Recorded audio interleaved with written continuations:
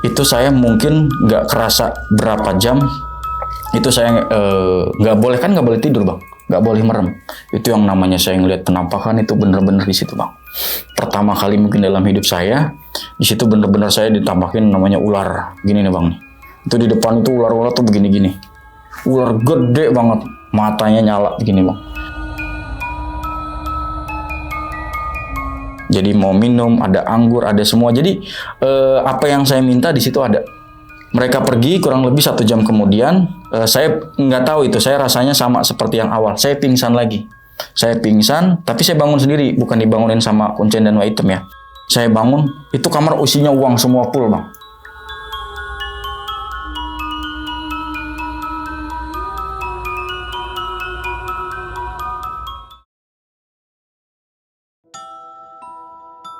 Assalamualaikum warahmatullahi wabarakatuh. Balik lagi di channel Kisah Tengah Malam bareng gue Viko Fugara. Seperti biasa malam kali ini gue udah kedatangan narasumber lagi nih. Kali ini narasumber gue nih agak sedikit unik.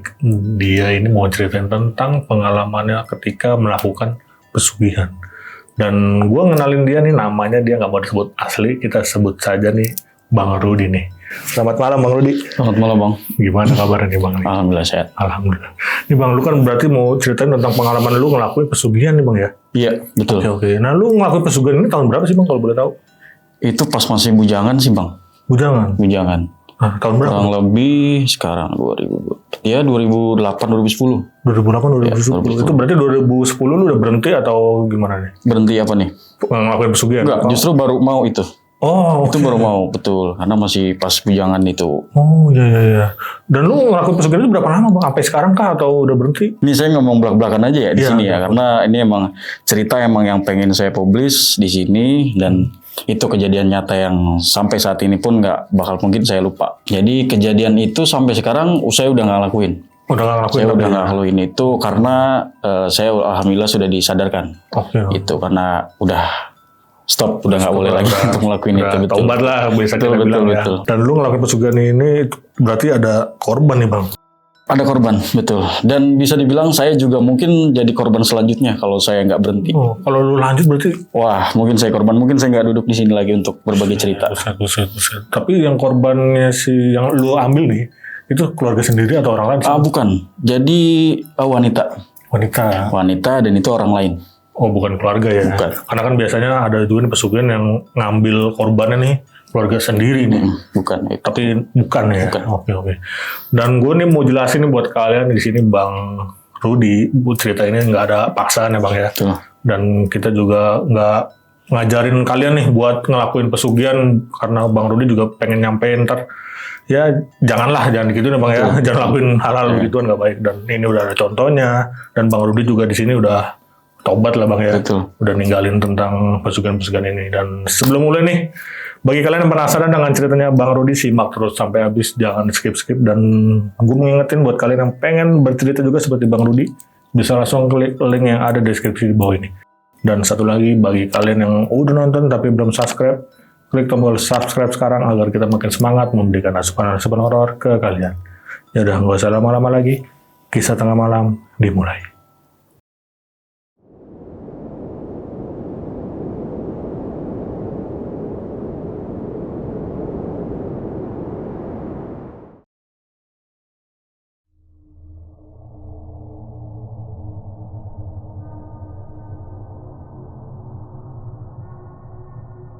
Nah, jadi gimana tuh Bang ceritanya Bang? Jadi saya mau ngejelasin di sini, ini awal mula saya, kejadian yang nggak mungkin saya bisa lupa. Kemudian kenapa waktu itu saya bilang saya mau ikut cerita di sini? Karena pertama memang poin saya untuk apa ya, dari hati tuh kayak pengen cerita, cuman nggak berani ke siapa gitu. Karena ini tuh private cerita yang mungkin nggak pernah saya mau bagi ke siapapun, terkecuali mungkin ada manfaat untuk orang lain. Kejadiannya itu kurang lebih ya, seingat saya 2009 atau 2010, saya masih bujangan waktu itu. Jadi saya dilahirkan ini dengan posisi kekurangan sekali masalah materi. Orang tua saya pun waktu itu semua ada di daerah Jawa Timur sana. Jadi saya bertiga nih, sebut aja namanya ABC ya, nggak apa-apa ya, sama saya di situ termasuk. Jadi 3 orang ini, saya, teman saya, kemudian sahabat saya, sebutlah 3 ini sahabat saya, sahabat deket banget nih Bang. Ini kita hampir kemana-mana ini di di kampung, di mana itu kita selalu bertiga.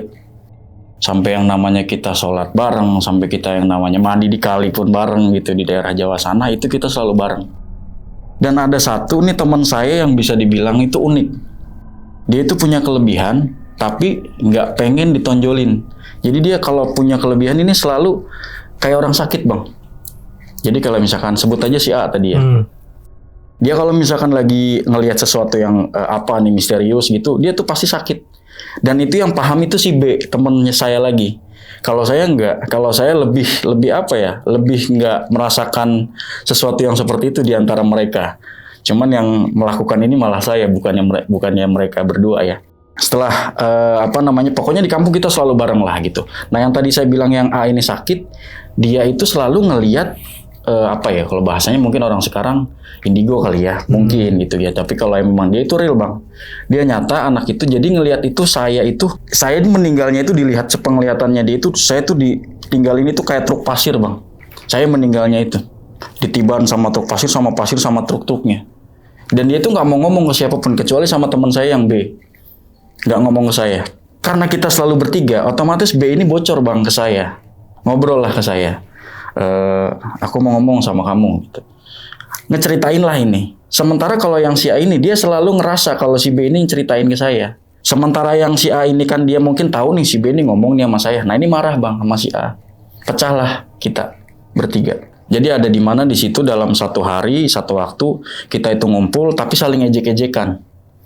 Wah kamu begini loh, emang kenapa? Kamu ntar bakalan mati gini. Jadi seolah saya yang terpojokan Bang dalam situasi sahabat kita bertiga itu. Padahal kita bisa dibilang dari bayi terus ketemu sekolah bukan TK dan segala macam itu kita ngaji itu selalu bareng-bareng. Kemudian yang tadi saya bilang kita pecah tuh Bang di hari itu karena saling ngata-ngatain. Yang paling berbekas di saya itu ngomongannya si A.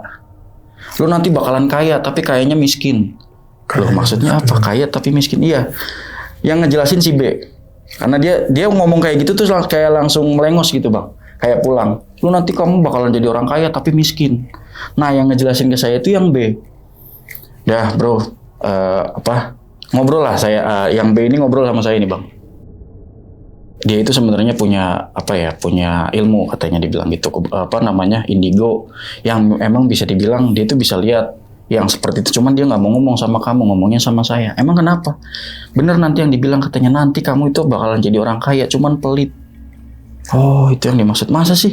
Serius? Tapi karena mungkin saya yang sampai sekarang ini nggak ngerasa dan itu nggak tahu bener atau enggak, ya itu cuma jadi masuk kanan kuping kiri gitu aja gitu. Jadi yang dekat sama saya ini si B. Yang A ini saya nggak tahu Bang. Abis kejadian itu dia katanya tuh bareng keluarganya ke luar kota lagi, nggak tahu kemana. Pertemanan kita pecah sampai di situ. Cuman gara-gara nggak tahu dia benar ngelihat itu apa enggak, saya nggak tahu lah. Pokoknya yang B itu selalu menceritakannya ke saya. Yang A ini dia hilang nih Bang, pergi nggak tahu kemana. Nah yang B-nya mungkin juga ngerasa kayak saya ini, benar nih jadi orang kaya. Si B ini ngomong gini, manggil saya ya gini, kita ke sono aja yuk, ngapain? Pesugihan? Pesugihan? Nggak salah ngomong istighfar, saya bilang gitu. Nggak salah. Ada di daerah Jawa sana. Kita coba. Aku nggak berani kayak gitu. Itu kita sambil ngomong itu Bang. Itu sore-sore mau maghrib, itu lagi gerimis. Jadi kayak ada petir-petir kecil gitu. Dia ngomong kayak gitu tuh sambil nggak sadar kalau kayak ini bener Bang kejadian nyata. Jadi kayak petir itu nyamber, itu depan mukanya persis. Jadi cuman kesambarnya itu pohon. Bukan dia yang kena gitu maksudnya. Pohon ceder gitu maksudnya. Wah, astagfirullahaladzim. Ini jangan sampai begini nih maksudnya. Baru ngomong kayak gini aja udah langsung dikasih sama Yang Maha Kuasa kita eling gitu seperti ini, jangan sampai kayak gini. Iya mungkin benar. Kita pulang lah Bang tuh malam itu. Besokannya yang B ini tetap kayak pengen ngajak saya ke tempat yang tadi dibilang pesugihan. Karena waktu itu mungkin saya berpikirnya tuh cuma ada 2 Bang. Pergi ke Jakarta atau ikut dia pesugihan. Itu saya kurang lebih mungkin di umur 14 atau 15. Jadi nggak tahu tuh Bang kenapa. Saya semalaman itu mikir omongannya dia. Karena dia bilang tuh gini. Di daerah Jawa sana ada pesugihan yang bisa bikin kita kaya. enak segala macam. Kita di umur segini, apalagi kalau nggak nyari ilmu. Karena waktu saya di ngaji aja kan emang kita diajarin ilmu, cuman kan bukan ilmu yang seperti itu, ilmu yang bermanfaat gitu kan. Jadi nggak tahu kenapa malam itu saya nggak bisa tidur, gelisah tuh bang. Saya ngomong sama orang tua, mungkin ininya saya ya, polosnya saya gitu. Jadi saya ngomong izin sama orang tua itu, ngomongnya pengen keluar kota gitu. Ada nih sama teman saya yang si B tadi, cuman saya ngomongnya itu bohong nih. Saya terpaksa bohong tuh sama orang tua tuh. Emang ada kerjaan apa di sana? Ada bu, gitu saya bilang. Terus sistemnya gimana? Ibu saya bilang. Mungkin karena saya berpikir waktu itu nggak punya uang, kemudian. Tapi kan teman saya ini yang si B ini bisa dibilang materinya adalah bang gitu. Cuman nggak terlalu wah gitulah. Ada dia punya. Cuman karena saya berpikir waktu itu nggak tahu kenapa pada malam itu saya pengen banget, saya berangkat bang. Itu kita pergi ke daerah Jawa Tengah di Gunung Serandil, di Cilacap. Itu sampai sekarang pun masih familiar untuk pesugihan. Jadi saya sama teman saya si B ini memutuskan untuk pergi ke sana dan membohongi orang tua. Orang tua kami taunya kami kerja, orang tua kami taunya kami di sana diterima di kerjaan lah dan segala macam. Karena kami bawa baju, bawa tas, bawa baju, semua, dan itu di perlengkapan dan keuangan itu disiapin sama teman saya yang B. Jadi saya cuma bawa badan aja sama baju. Dan saya minta minta izin sama orang tua, saya berangkat. Kita berangkat itu malam bang, karena waktu itu bis pagi itu mahal. Bis pagi itu lebih mahal daripada bis malam. Kalau di Jawa itu begitu dulu. Jadi kalau misalkan bis pagi ini harganya 60.000, bis malam itu 35.000. Gitu, karena mungkin yang berangkat malam itu lebih sedikit daripada yang pagi. Saya berangkat berdua sama teman saya langsung ke lokasi. Langsung ke lokasi di daerah Cilacap. Di daerah Cilacap, Jawa Tengah itu kita nggak langsung ke tempat, tapi di sana sudah ada temannya. Jadi seolah tuh gini bang, teman saya yang B ini kayak udah niat. Itu udah bener niat karena di sana itu udah dipersiapkan. Jadi memang saya berdua bang, yang memang dipersiapkan untuk datang ke sini. Udah sini duduk, disiapin, jadi ada suatu tempat, belakang sini kuburan bang, petilasan. Jadi depannya itu rumah biasa, cuman di belakangnya itu kuburan. Jadi mungkin kalau orang bilang kuncen. Kuncennya itu saya masih ingat namanya sekarang, namanya Waitem. Kalau mungkin orang sana bilang emang badannya perawakannya hitam, jadi Waitem. Kita di rumahnya di belakang ini petilasan. Jadi kayak kuburan, di belakangnya itu hutan bang. Hutan belantara, dan area Gunung Serandilnya itu ada di belakang situ. Jadi itu emang juru kuncennya. Kita di situ, bermalam di situ. Saya sama teman saya yang B ini sudah dijelaskan dari awal mula kedatangan kita. Jadi kedatangan kita mau apa, kemudian yang kita bawa nanti apa, itu dijelaskan sangat detail bang. Saya diiming-iming itu pulang bawa 1 T sama teman saya, kemudian saya itu nggak langsung kayak yang menerima akal sehat, nggak, karena waktu itu saya berpikir itu amat sangat polos. Jadi saya bilang, ini serius nggak? Udah tenang aja. Jadi karena saya merasa dia yang membiayai semua, kemudian orang tua saya juga ditinggalin uang bang. Jadi sebelum berangkat tuh orang tua saya dititipin uang sama teman saya. Jadi udah nggak usah khawatir. Nanti si ini kerja sama saudara saya tuh di sana aman. Gitu. Oh ya udah. Ya karena saya juga tetap ada yang mengganjal bang. Saya membohongi orang tua saya untuk hal yang memang belum pernah saya lakuin sebelumnya. Apalagi untuk ini pesugihan. Gitu loh. Kita lanjut ke yang tadi. Saya bilang di situ sama kuncennya sudah dijelasin. Di sini tuh kayak ada ayam potong, tumpeng, ayam potong pokoknya sama tumpeng lah, di sini semua sudah disiapkan. Kita disuruh jangan tidur pada malam itu. Padahal waktu itu saya nyampe itu jam 11 atau jam setengah 11 saya berangkat, nyampe sana itu kurang lebih jam 3. Karena Jawa Timur, Jawa Tengah itu nggak terlalu jauh, kurang lebih 3-4 jam. Pokoknya sebelum subuh lah. Seingat saya ya, itu disuruh jangan tidur. Sampai jam 6 teng nih, jam 6 pagi, kita suruh jalan kaki berdua tanpa alas. Ke arah gunung. Ke arah gunung saya berdua sama teman saya tanpa sendal ya. Tanpa sendal, dan hanya harus boleh pakai kolor aja segini. Baju pun hanya boleh segini. Jadi benar-benar ngerasain dinginnya itu luar biasa dingin. Kalau mungkin yang ngerasa waktu itu saya ngerasain mungkin udah mati beku kali bang. Karena benar-benar dingin. Itu ke daerah gunung jam segitu bayangin aja, pasti dinginnya luar biasa. Itu emang harus pagi karena saya di situ niatnya sudah diniatkan katanya dan udah dipersiapkan sesaji dan semuanya. Saya berdua sama teman saya ke atas, sudah dikasih tahu rute-rutenya dan apa yang harus dijalankan di sana. Saya di depan bang jalannya, sementara teman saya itu di belakang. Justru malah kayak bukan saya yang ini, tapi kok jadi saya gitu kan, harusnya kan teman saya. Enggak, udah kamu duluan depan, saya di belakang. Saya jalan nih bang, kurang lebih saya jalan itu 2 jam ada. 2 jam sampai di apa ya? Kalau saya gambarin di situ kayak mulut goa, cuman kecil, cuman hanya masuk orang. Di situ kita suruh duduk. Di situ sudah disiapin ada lilin kecil, ada 2 lilinnya. Saya disuruh duduk di situ ngiterin lilin sebanyak 17 kali. Itu waktu itu kaki itu udah kayak ngerasa nggak apa ya bang, karena kita nggak pakai alas ya, udah kayak ngerasa nggak kerasa lah gitu, udah kebal. Yang namanya kayak berdarah sobek itu bener-bener sobek, emang harus seperti itu dan nggak boleh dirasa, dan itu emang bener nggak kerasa loh, bener-bener nggak kerasa, karena saya ngerasanya pas sudah saat ngiterin lilin dan duduk baru saya tahu kalau kaki saya itu berdarah semua. Kaki itu berdarah semua, sama teman saya pun sama berdarah semua, dan kita nggak ngerasa kayak diem. Temen saya bilang kayak gitu, isyarat jangan kayak ngerasa sakit gitu loh. Duduk di situ, kita disuruh nunggu sampai ada seseorang yang datang. Ada seseorang yang datang kurang lebih 1 jam kemudian. Pakaiannya serba putih, cowok. Pakaian serba putih semua, kayak ada pakai apa ya? Kalau orang bilang di sini apa sih? Sorban. Bukan sorban bang, udeng. Oh. Jadi cuman ya mungkin kalau pengenalan sorban atau udeng saya nggak paham ya. Di situ langsung dikasih tahu ngomongnya pakai bahasa Jawa. Jadi saya sama teman saya di sini dilakuin apa aja, kemudian apa yang didapatkan nanti, niat bener-bener niat, karena jadi kayak saya tuh niat nggak niat tapi harus niat, gitu loh. Karena ya itu yang saya garis bawahi besarnya itu poinnya adalah orang tua saya. Orang tua saya udah dikasih uang sama teman saya, jadi saya merasa nggak mau tapi harus mau. Gitu saya berdua melakukan itu di situ, sudah dikasih tahu. Saya tuh ngelihat di ujung sebelah dalam gua itu kayak ada mata air kecil. Netes, tes. Nah, orang yang tadi sorban tua itu bilang nanti di ujung sana gantian 1 persatu orang ya. Kalau hari sudah gelap, di air di tetesan itu gantian. Oh, saya bilang gitu, pakai bahasa Jawa. Ditinggallah kita bang, tanpa ada makanan, tanpa ada minuman, sama sekali. Tapi herannya kita nggak ngerasa lapar. Saya nggak ngerasa lapar. Teman saya pun sama. Jadi cuma nungguin di dekat lilin itu, lilinnya itu kayak apa ya? Nggak padam bang. Padahalnya lilinnya, penglihatan saya hanya lilin biasa. Sampai hari sudah gelap, lilin itu masih berdiri di situ. Saya bilang berdua, siapa duluan yang masuk? Kamu duluan lah. Aduh kamu aja duluan, saya bilang gitu kan. Masih takut? Ya udah nggak usah takut, kamu duluan. Jadi yang memutuskan untuk duluan teman saya. Teman saya masuk duluan di genangan air, kucuran air yang di pojokan, dia masuk ke dalam bang. Itu kurang lebih mungkin karena saya nggak ngedenger azan maghrib bang. Cuman waktu itu emang hari udah gelap. Jadi saya nggak ngedengerin azan maghrib sama sekali. Teman saya mungkin nggak, cuman kita patokannya udah gelap. Itu aja.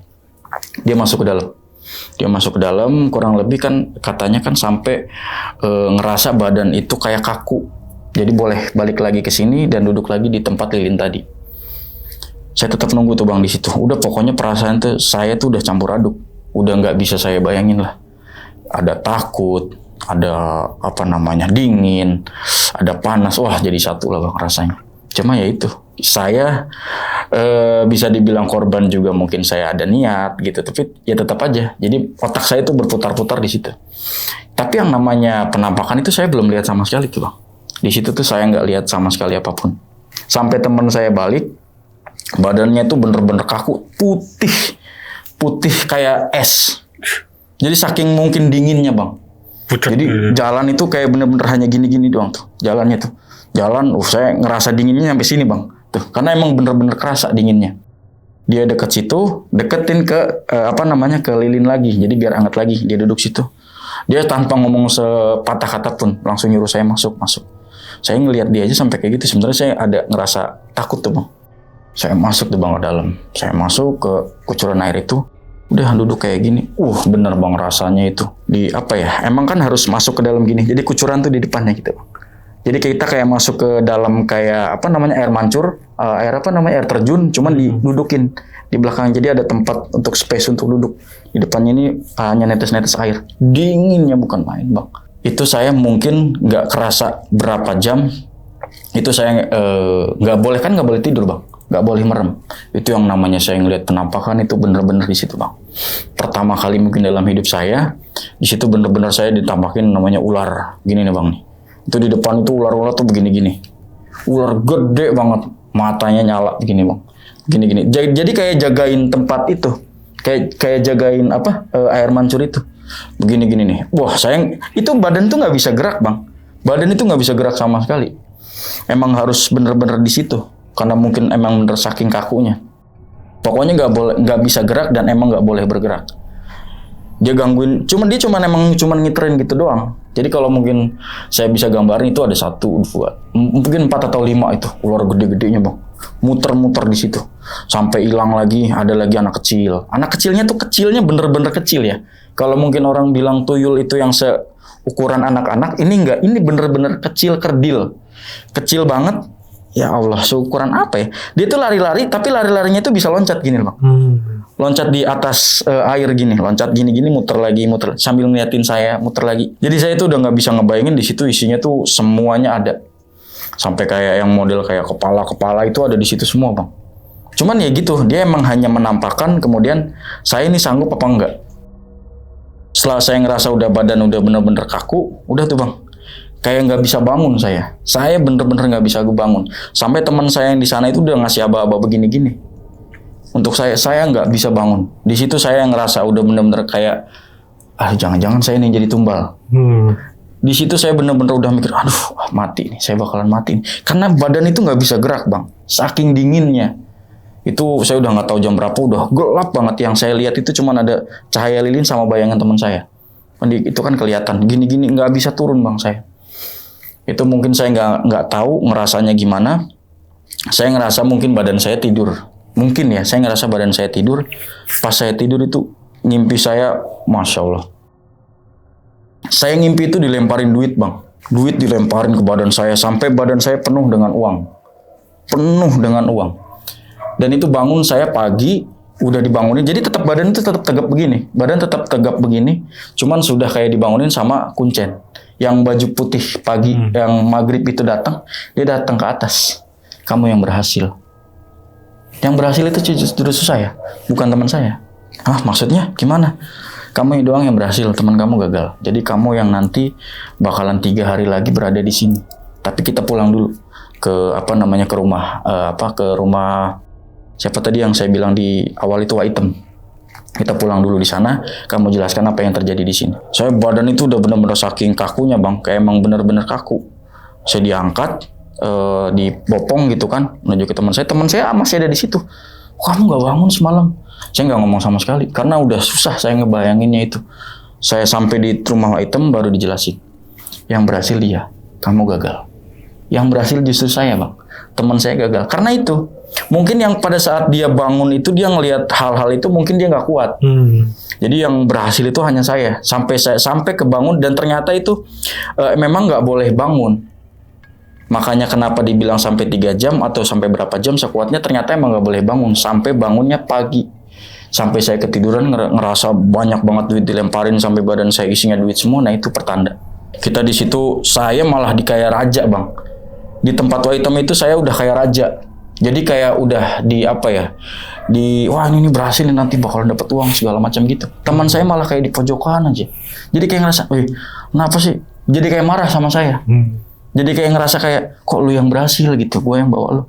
Udah kalau emang kayak ini kita nggak usah terusin, nggak bisa. Waitem ngomong kayak gitu, kamu harus lanjut. Kalau nggak bisa badan kamu bakalan jadi tumbal. Oh siap saya bilang gitu. Jadi nggak bisa. Kalau emang teman kamu nggak bisa, tunggu di sini aja. Nanti hasilnya kita lihat. 3 hari ke depan bakalan ada uang banyak. Siap bilang gitu kan. Ya udah saya jadi kayak yang gimana ke teman saya gitu kan. Cuma ya itu 3 hari ke depan saya lanjutin di tempat yang sama. Dan itu alhamdulillah semuanya berhasil, Bang. Saya lewatin. Mungkin kalau ini saya lanjutin 3 hari ini bisa dibilang ada ritual. Ritualnya itu jadi ada kita ritual persetubuhan, Bang. Jadi saya harus melakukan hal itu. Jadi udah disiapin nih sama kuncen sama yang sorban putih tadi. Itu ada satu perempuan ditutup mukanya. Pakaiannya serba putih, cuman ditutup semua, dan itu dilakukan di tempat area gunung tadi, area gua tadi. Di gunung yang tadi saya bilang awal. Saya ngelakuin itu 3 hari berturut-turut. Di hari pertama, di hari kedua, dan di hari ketiga. Finishnya di hari ketiga. Ternyata saya tahu yang perempuan tadi itu bukan manusia. Itu bukan manusia bang, itu kalangan jin yang emang sudah disiapin ternyata. Dan saya itu baru tahu, karena kenapa? Di hari ketiga, saya itu ngobrol langsung. Karena di hari pertama kedua dia hanya tutup mulut dan tutup muka, sama sekali flat, datar. Jadi saya hanya melakukan hal itu, melakukan yang dilarang ya, jangan ya, melakukan hal itu. Kemudian di hari ketiga, finishnya, saya itu mungkin melakukan dalam waktu 1 harian full bang. Bayangin kalau manusia biasa mungkin nggak akan bisa. Dan itu memang katanya ya, yang memberikan tenaganya dan segala macam itu memang dari jin tersebut. Sampai waktu udah gelap, sudah sangat gelap. Jadi yang cuma kelihatan itu cuma bayangan karena hanya ada lilin di tengah-tengah. Saya dijelaskan sama jin yang tadi saya setubuhi, pulanglah kamu. Orang tua kamu sudah kaya. Di tas kamu isinya uang semua. Asal satu syaratnya. Setiap 21 hari sekali kamu harus bersetubuh dengan manusia. Entah siapapun itu, yang penting perempuan. Setiap 21 hari sekali kamu harus bersetubuh dengan manusia dan harus perawan. Sampai badan saya panas dingin, terus kemudian saya nggak tahu harus ngomong apa karena memang bener-bener nggak bisa ngomong saya. Jadi yang ngomong itu hanya si perempuan tadi, jin itu. Sampai saya ngerasanya badan saya tuh jatuh bang, pingsan. Saya pingsan, kemudian paginya sama seperti yang kemarin di awal, sudah dibangunin sama Kuncen sama Waitem. Sudah datang jemput saya, gotong saya, bawa ke rumah. Dijelaskan di situ, teman saya di pojokan nyamperin saya. Saya dikeplak bang, bukan dikeplak ya, kayak ditampar muka saya. Wah, apa nih maksudnya? Kamu ya bisa-bisanya kayak gini, maksudnya? Ya ternyata kamu yang berhasil, aku jadi kayak ngerasa gimana sama kamu. Ya saya kan nggak tahu kan seperti ini. Kuncen yang sorban putih sama Waitem itu ngebela saya. Udah, kalau emang kamu nggak bisa berteman lagi, pulang aja. Anak ini udah nggak bisa, karena memang sudah perjanjian dengan yang ada di sini. Di kami pun sama seperti itu, kalau nggak bakalan kamu nanti yang jadi kena. Pulang bang teman saya. Teman saya pulang dengan mungkin marah dan segala macam. Pulang dia. Saya nggak boleh pulang, karena masih ada satu PR lagi yang harus saya kerjakan. Teman saya pulang dengan marah lah dan segala macam, nggak tahu dia masih punya uang atau nggak. Yaudah, aku pulang. Terserah lu mau ngapain di situ. Bilang seperti itu sama saya. Tapi kan sementara saya nggak punya kuasa bang. Saya ditahan bang. Di situ itu saya bener-bener ditahan. Nggak boleh kemana-mana. Dan emang harus selesai dulu baru saya boleh pulang. Di malam itu malam terakhir bang. Jadi waktu itu teman saya kan ngeplak saya itu kan pagi namparnya. Jadi dia pagi itu juga pulang. Jadi pokoknya dia pamitnya pun nggak sopan lah dengan Waitem dan Kuncennya gitu. Yaudah, kamu pulang aja silakan. Tapi teman kamu ini nggak bisa karena sudah perjanjian di sini. Ya jadi saya kayak berat hati. Ya udahlah. Ya nggak bisa karena saya mau tahan pun saya mau ikut nggak bisa bang. Saya benar-benar nggak bisa. Emang benar-benar saya harus menyelesaikan. Jadi antara saya sudah niat kepalang bingung gitu. Jadi udah campur aduk. Udah memang harus stay di situ. Dan nggak tahu kenapa saya ngerasa itu benar-benar enjoy dan benar-benar saya ngerasain dunia. Jangan dicontoh ya. Ini benar-benar saya nanti ceritakan. Saya ngerasa itu kayak saya benar-benar dirajakan di rumah itu. Mau apa aja saya diambilin. Karena emang bener. Jadi yang ngerasain itu memang Kuncennya dan Waitemnya juga. Nanti kamu malam ini pulang bawa uang banyak. Tinggal nanti kamu semalam lagi di sini. Besoknya kamu pulang. Siap mbah, aku bilang itu. Siap pak, aku bilang gitu. Di hari terakhir saya nggak disuruh ngapa-ngapain. Cuman saya berada di satu kamar kosong di belakang petilasan tadi. Itu ada kamar bang. Kamar kosong semuanya serba hijau. Di situ dan saya nggak disuruh ke gunung lagi, nggak disuruh ke gua lagi. Di situ saya disuruh di situ dan itu disuruh saya cuma duduk aja, nggak usah ngapa-ngapain. Penerangan full, ini terang semua bang, nggak ada seperti di awal.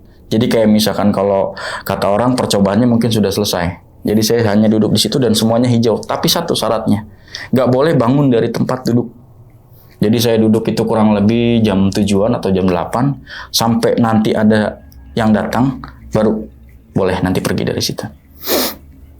Jadi pokoknya saya nggak boleh bangun. Entah saya mau ngapain, yang penting duduk. Nggak boleh bangun dan nggak boleh jalan-jalan. Itu semuanya serba hijau. Dari hordengnya, dari warna dindingnya, dari bahasanya, aksesorisnya, semuanya tuh full hijau. Dan di situ tuh ada satu foto yang mungkin sampai sekarang saya masih ingat bang. Itu foto yang perempuan yang saya setubuhi di sana. Cakep banget bang, karena kan di awal di sana kan saya nggak bisa lihat mukanya seperti apa, hanya suara, mungkin saya bilangnya pegang badan dan segala macam. Itu saya lihatnya cakep banget, perempuan itu ternyata cakep banget bang. Nggak lama kemudian dia datang ngobrol di depan saya, anak buahnya 1, 2, 3, 4, 5, sekitar 10 orang. perempuan semua. Di kamar itu.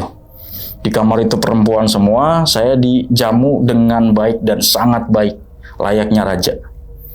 Saya di situ. Jadi mau minum, ada anggur, ada semua. Jadi apa yang saya minta di situ ada. Cuma saya memang waktu itu mungkin tidak diminta untuk bersetubuh lagi, karena memang sudah selesai. Mereka pergi kurang lebih 1 jam kemudian, saya nggak tahu itu, saya rasanya sama seperti yang awal. Saya pingsan lagi. Saya pingsan, tapi saya bangun sendiri, bukan dibangunin sama Kuncen dan Waitem ya. Saya bangun, itu kamar isinya uang semua full bang. Itu isinya uang full semua, kalau nggak salah mata pecahan 50 sama 100 ribu. Itu isinya full uang semua. Saya bingung mas, sampai gemetaran badan saya tuh. Saya gemetaran, saya buka pintu nggak bisa. Saya buka pintu nggak bisa, sampai akhirnya saya duduk lagi di situ, baru dibuka sama Waitem. Ternyata dikunci dari luar, karena memang nggak boleh keluar saya. Masuk mereka berdua, ditutup lagi, mereka lihat uangnya sudah berserakan di situ. Dan itu benar-benar nyata bang, uangnya itu nyata. Saya bisa pegang, saya bisa gini kan. Kalau orang bilang ternyata uang pesugihan dan segala macam itu nggak nyata. Dan itu saya merasakan sendiri kalau uang itu dipegang nyata. Benar-benar nyata, dikumpulin lah uang itu. Ditumpuk mungkin di pojokan kamar itu mungkin ditumpuk full mungkin bang ya. Seingat saya ya. Karena waktu itu cuma temboknya cuma 2x3 loh. 1 2x2 lah seingat saya. Itu full di situ. Baru ngobrol lagi Waitem sama saya. Malam ini kamu boleh pulang. Cuman kamu ingat kan, setiap 21 hari kamu dilakukan apa sama mbah perempuan yang tadi? Iya. Saya ingat, jangan lupa setiap 21 hari sekali kamu harus bersetubuh sama perempuan yang perawan. Dan mau bersetubuhnya mau di mana aja. Yang penting setiap 21 hari sekali saya harus melakukan hubungan itu bang. Saya pergi, saya pulang dengan perasaan yang senang, kacau, bimbang dan segala macam. Itu uang saya bawa pulang semua. Karena mungkin bagian mereka sudah ada, saya nggak tahu kalau masalah itu ya. Jadi saya pulang itu bawa 1, 2, 3, 4, 5 tas gede. 5 tas besar yang dulu kan modelnya hanya panjang gitu ya. Begini bang, jinjingan. Itu saya dianterin sama 4 orang anak buahnya dari Waitem. Ke rumah saya yang nganterin. Ke daerah Jawa Timur sana. Dari Jawa Tengah ke Jawa Timur saya dianterin. Pulang. Ternyata itu di rumah saya, ibu saya udah ngerasa kayak dikirimin uang terus bang. Makasih ya, kamu ngirimin uang ke sini. Jadi rumah saya itu sudah direnovasi. Sementara seingat saya hanya pulang itu 1 minggu. Jadi katanya ada yang ngirim uang ke sini. Ini rumah udah jadi. Rumah saya itu udah besar bang. Saya nggak ngerasa itu benar. Rumah saya udah besar. Saya ngerasa di kampung itu dan saya nggak ngerasa. Saya nggak pernah ngirim uang. Udah nggak apa-apa sini masuk rumah. Jadi kayak bener-bener saya ngerasa. Ini ngimpi nggak? Ini beneran atau enggak sih? Tapi emang itu ibu saya gitu loh. Bapak saya ada gitu sudah pulang dan uangnya dimasukin ke dalam kamar. Nih uangnya mah aku kerja. Kamu sebenarnya kerja apa? Saya bingung tuh bang ditanya di situ. Iya aku kerja di restoran. Kok uangnya sebanyak ini? Udah nggak apa-apa.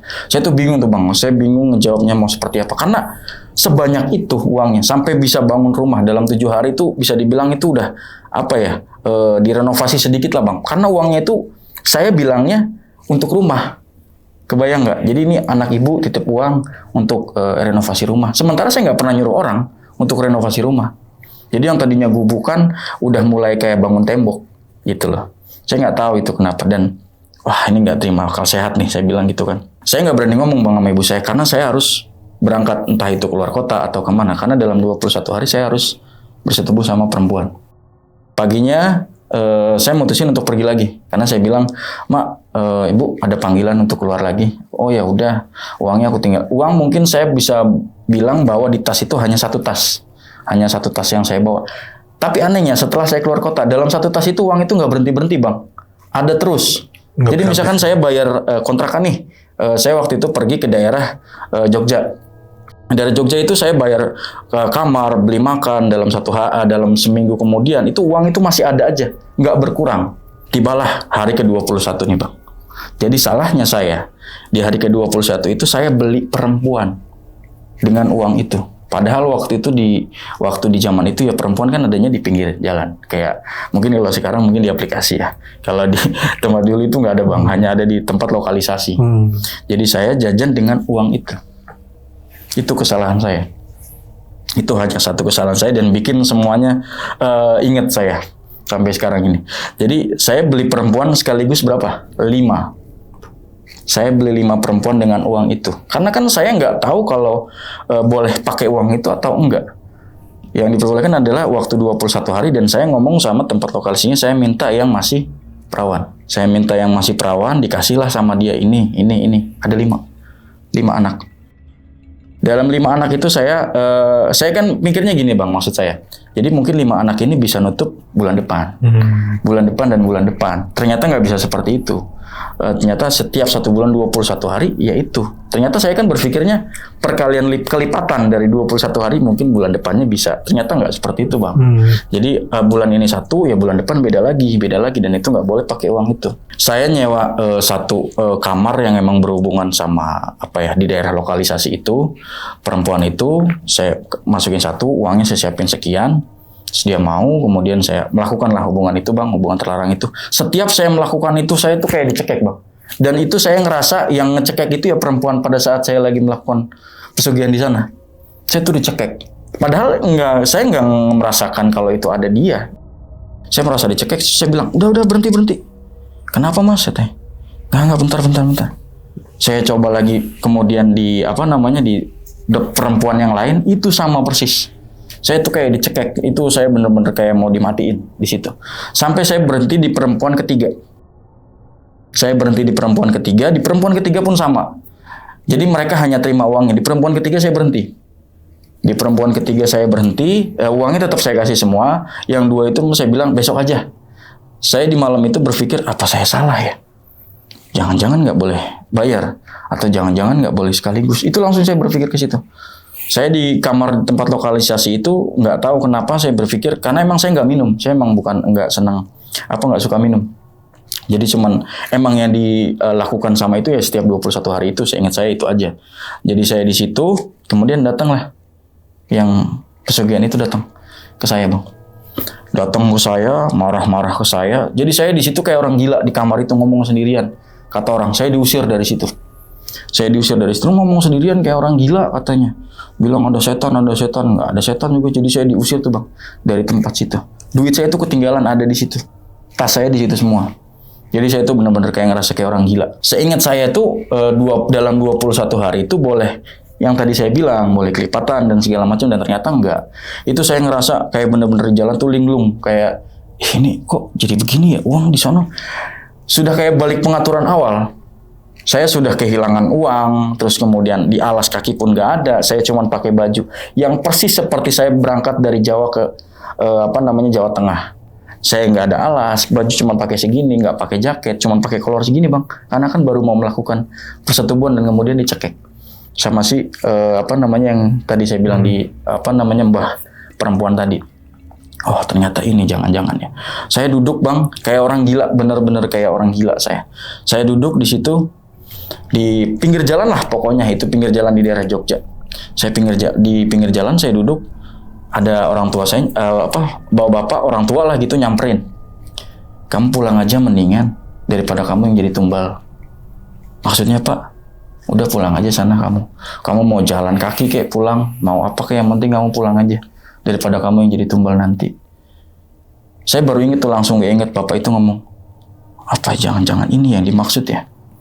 Maksudnya gimana Pak? Gak lama saya ngomong gitu, dia ngomong, wis pulang aja, pakai bahasa Jawa dia. Udah pulang aja sana kamu. Mungkin dia tahu kali Bang apa yang baru saja, yang kejadian-kejadian yang udah saya alamin Bang.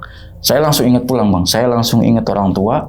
Saya langsung ingat kejadian yang di gunung sana saya ngapain aja dan segala macam. Saya langsung, jadi kayak keingatan saya itu balik semula. Flashbacknya itu balik semula. Jadi yang kemarin saya lakukan kayak bener-bener ngerasa kayak dirajakan dan segala macam itu hilang. Bener-bener saya ngerasa itu emang bener-bener nggak ada alas kaki soalnya. Pakai celana pendek sama pakai baju cuma segini doang. Itu bener-bener saya ngerasa pengen pulang, cuman kan bingung arahnya kemana pulang. Saya nggak tahu karena saya adanya di Jogja. Saya nggak tahu diarahin kaki itu ke musola. Saya mau masuk musola tapi takut. Tapi ya saya paksain Bang untuk masuk ke musola. Saya paksain ke musola, di situ baru saya mau nginjek kaki begini Bang masuk ke musola. Itu kaki saya kayak kesetrum. Saya kayak bangun lagi. Nih kaki nih Bang kayak ngerasa kesetrum karena kan mungkin bekas nginjek di luar basah gitu atau gimana ya di dalam itu, jadi kayak nggak boleh masuk Bang ke musola itu. Kayak benar-benar nggak boleh saya untuk melakukan sholat dan segala macam. Jadi kayak kesetrum. Terus saya balik lagi keluar. Kenapa ya kaki kesetrum? Gak lama di belakang saya ada jamaah, ada orang nih, orang tua. Kenapa mas? Iya pak, saya mau sholat. Loh kok pakaiannya begini mau sholat? Iya pak, saya habis kehilangan uang. Jadi saya hampir merasa bohong lagi nih. Habis kehilangan uang pak, gini-gini dan segala macam. Oh ya udah ya masuk aja. 2 kalinya bang, saya masuk ke dalam baru ngijakin kaki keramik, itu mental lagi bang. Itu kesetrum kaki saya. Nggak bisa. Kenapa mas? Nggak tahu pak, kaki saya kesetrum. Kakinya kok kayak gitu katanya. Jadi di kaki saya ini bang, ini isinya nih kayak kutil semua, gede-gede nih isinya, nggak tahu saya kenapa. Sama dua-duanya. Jadi kalau saya lihat pakai apa ya, ini tuh kayak nggak kerasa gitu karena mungkin jalan atau mungkin bekas kejadian yang di gunung sana atau gimana, saya nggak tahu. Kayaknya begitu. Nggak tahu pak, saya pak udah di luar aja kamu, kayaknya nggak boleh masuk. Secara nggak langsung saya ditolak bang di musola. Saya kayak apa ya, nangis tuh saya dalam hati kayak ya Allah kok begini ya.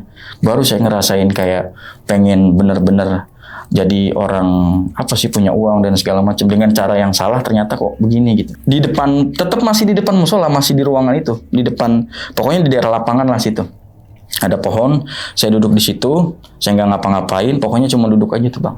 Saya ingat semua kejadian yang udah saya lakuin, dari teman saya, terus ke orang tua saya, sampai uang, sampai bersetubuh dan segala macam.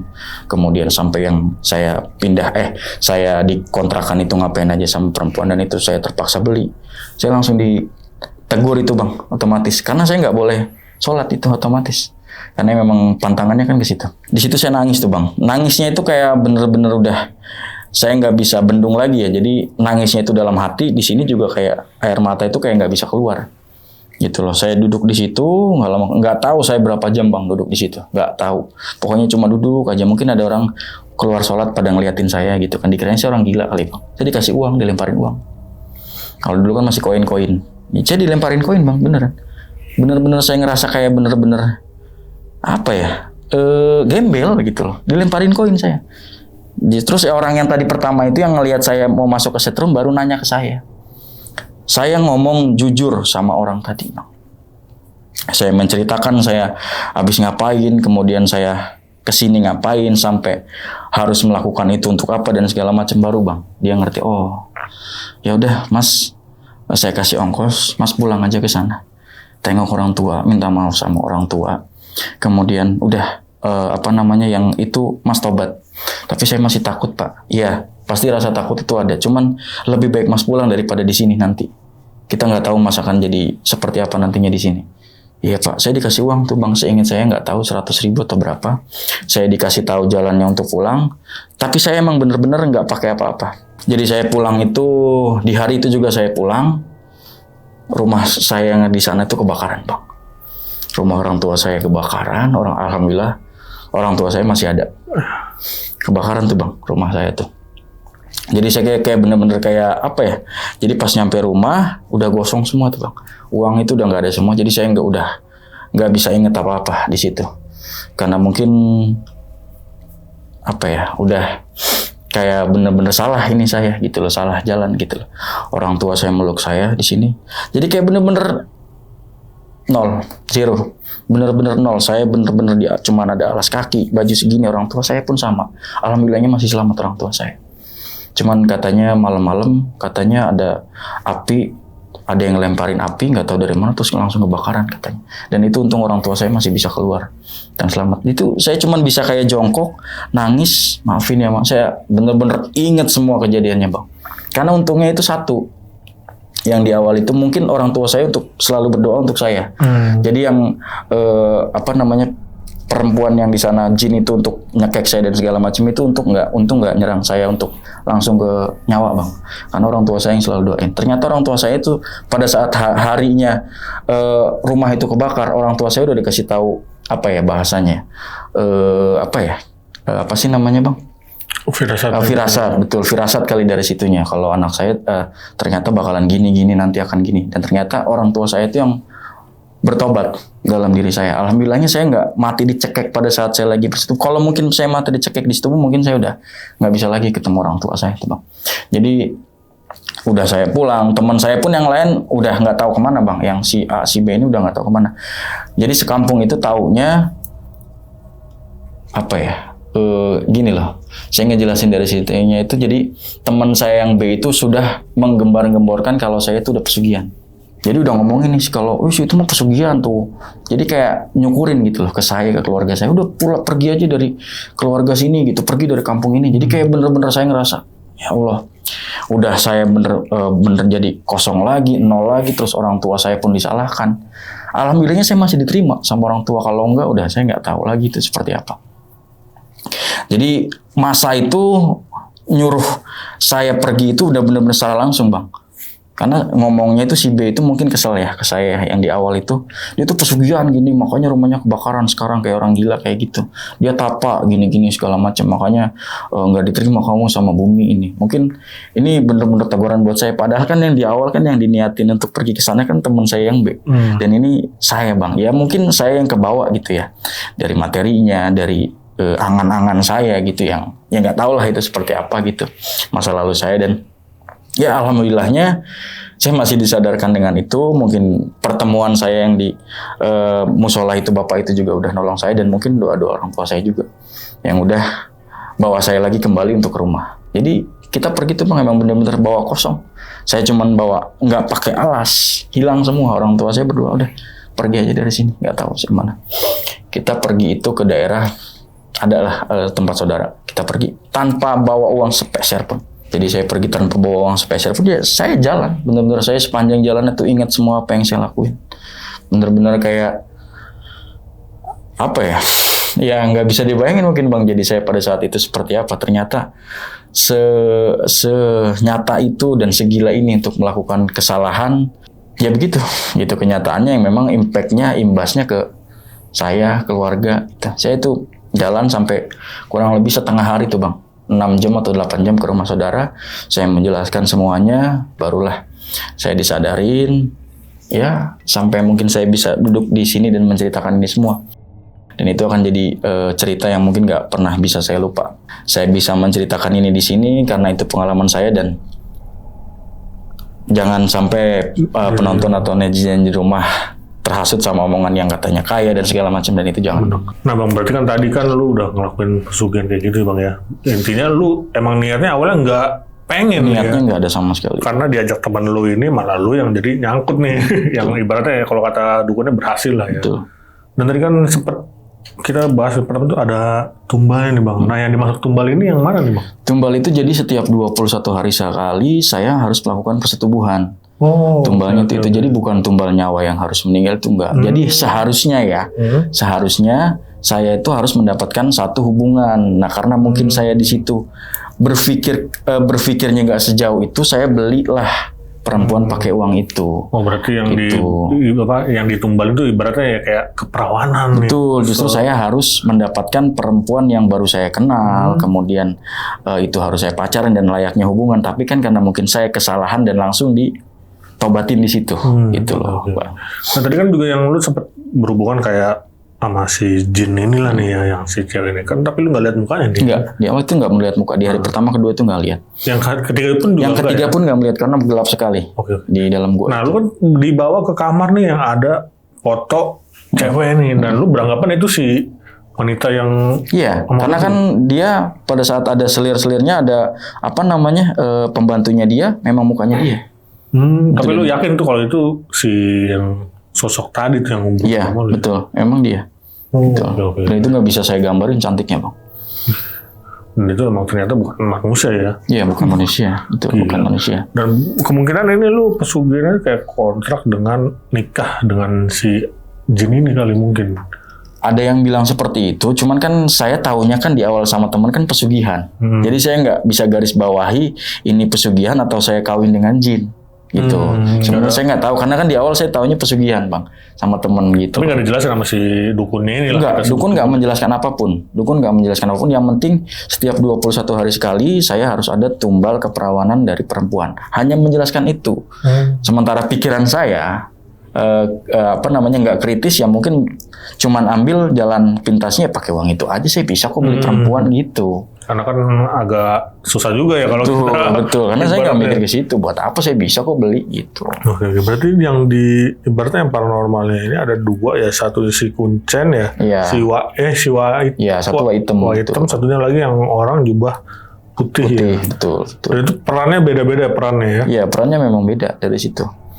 Kalau si Wait Item cuman ibaratnya yang memfasilitasi. Dia memfasilitasi betul dari awal. Tapi kalau untuk yang menurut lo, kalau untuk yang si dukun aslinya nih, yang Wait Item atau yang satunya tuh? Wah Item. Si Wait Item. Wah Item. Karena kan dia tahu semua spesifiknya gitu, tahu saya harus ngapain, dan di sana kan saya dijemputnya mungkin kalau yang sorban itu udang itu mungkin bawahannya mungkin gitu. Mungkin anak buahnya ya. Dan dia kan nggak menjelaskan gamblang ke saya seperti apanya, mungkin gimana gitu kan. Nah, pas lu dikenalin nama si wanita ini nih, yang tadi ditutup mukanya nih, itu di posisi lu di rumahnya si Wait Item Enggak, atau di dalam sudah jalan di sana. Oh, lagi pas lagi Gua ini sana. ya. Iya, sudah di situ. Tapi temen lu berarti nggak ngeliat tuh? Sudah nggak ada di situ. Posisi berarti udah nggak ada temen Udah lu? nggak ada. Dia sudah nggak ada. Oke. Berarti dia nggak sempet ngeliat Enggak. Dan dia ngeliatnya mungkin pas lu lagi di air itu tuh. Iya, di situ. Batasnya di situ. Dan dia pergi sudah. Pas udah besoknya ya. Bisa dia pergi. Oke. Tapi untuk gangguan-gangguan kayak pas lu di goa itu berarti cuman si anak Ular, anak kecil. Sebenarnya amat banyak bang. Karena itu saya ngerasanya itu harus tutup mata gitu loh untuk nggak ngelihat itu. biar kuat mungkin. Gitu. Karena badan saya itu emang bener-bener nggak bisa digerakin. Cuman mata saya aja cuma bisa buka tutup. Gitu aja. Jadi memang gangguan itu emang dia nggak ganggu saya, cuman Nampakin aja. nampakinnya itu bener-bener ngeganggu. Seliwer-seliweran gitu ya. Sangat-sangat. Dan lu nggak dikasih tahu itu lu di situ sampai berapa lama nih? Enggak. Sampai bener-bener badan saya udah kayak jatuh pingsan, kemudian udah dijemput. Dan melek-melek udah di Iya, kamar sudah ya. dengan mimpi-mimpi yang itu. Oke. Dan tadi pas si sosok cewek ini nih yang datang tuh yang sama bodyguardnya lah kalau kita bilang. Dan dia cuma nyampein apa tuh, suruh pulang atau gimana? Iya, suruh pulang. Pulang aja. Suruh pulang, dia pergi, menghilang. Badan saya itu langsung pingsan ya. Itu isinya uang semua di kamar itu. Hanya itu aja. Karena dia menyampaikan 21 harinya itu pada saat di gua. Yang di terakhir berhubungan ya. Pada saat di sana gitu. Dan ternyata itu perjanjiannya kita ada di gua sana. Itu dalam 21 harinya itu. Karena saya kan nggak nangkep tuh harus seperti apa gitu dalam 21 hari. Iya aja nih gitu. Betul, karena saya hanya iya aja gitu. Dan akhirnya malah mungkin salah langkah juga sih. Iya, betul. Dan kalaupun nggak salah langkah mungkin lebih bahaya lagi Ya, kalau udah sebenarnya udah salah semua. Gitu, Bang. Iya. Oke. Dan ini berarti sampai sekarang nih udah aman ya? Udah nggak mau inget itu. Saya udah menceritakan ini aja untuk di channel ini, kemudian untuk pembelajaran buat diri saya gitu, untuk semua yang mendengarkan di gitu. Rula ya. Betul. Nah, untuk kan posisi rumah lu waktu itu kebakar nih, Bang. Kebakar, Bang. Di sana berarti udah nggak ada yang tinggal apa emang udah dikosongin tuh rumah lu? Jadi saya pulang itu masih jam berapa ya? Jam 7 atau jam 8. Jadi pagi, Bang. Jadi api kayak bekas kebakar itu kelihatan. Gitu loh. Jadi cuman ada orang tua saya nyambut, saya pulang. Jadi cuman ada berapa langkah dari bis saya masuk ke dalam, mungkin 100 meter kali saya masuknya. Gitu. Jadi mungkin orang tua ya, mungkin bener ya orang tua itu firasatnya kuat ke anak ya. Saya pulang dipeluk, langsung saya lihat rumah saya kebakar. Jadi saya cuman hanya kayak jongkok gitu loh, ke bumi gitu, kayak ngerasa. Nggak bersalah lah. Betul, Ya. sangat. Dan berarti rumah itu udah ditinggalin berarti? Udah ditinggal. Udah nggak ada? Nggak ada. Udah ditinggal. Nah, berarti ini kesimpulan dari cerita Bang Rudi nih, jangan inilah ya ngelakuin hal-hal yang ibaratnya bisa dikatakan hal bodoh lah, Bang ya. Iya, betul. Dan abangnya juga mungkin nggak niat, tapi malah ujung-ujungnya malah nyangkut nih. Iya, betul. Dan akhirnya ya nikmatin nggak berapa lama ya. Enggak sama sekali sebenarnya. Iya, ibaratnya uang banyak juga buat apa kan kalau ujung-ujungnya bakal kekuras semua nih harta kita. Nah, ini buat pelajaran nih buat netizen-netizen yang pengen kaya nih, tapi nggak mau berusaha, dan janganlah ngelakuin pesugihan kayak Bang Rudi ini. Dan untungnya Bang Rudi ini udah insaf, udah tobat lah, udah berhenti dan kembali ke jalan yang benar ya, Bang. Betul. Dan oke lah, sekian nih, terima kasih banyak nih sama-sama, Bang. Oke lah, sebelum closing nih, gue mau ngingetin lagi buat kalian yang pengen bercerita juga nih seperti Bang Rudi di sini, bisa langsung klik link yang ada di deskripsi di bawah ini. Oke, segitu dulu. Gue Viko pamit undur diri dan Bang Rudi juga pamit undur diri.